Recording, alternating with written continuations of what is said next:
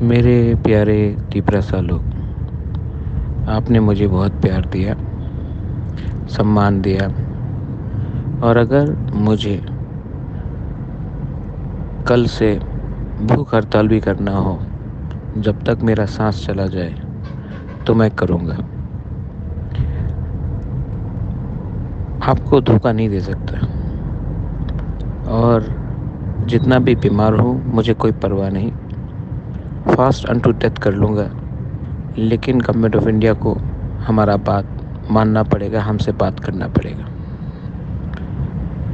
मैं वेट कर रहा हूँ, और अगर कल तक नहीं हुआ तो आपका बुबागरा फास्ट अनटू डेथ कर लेगा, लेकिन अपने तीपरासा को कुछ देगा। ये मैं आपको मैसेज देना चाहता हूँ। जिसको सुनना है सुन लो।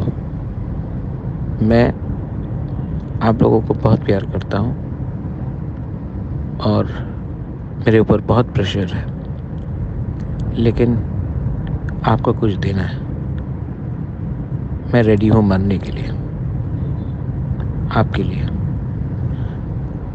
लेकिन आपको कुछ मिलना पड़ेगा। हम भाई।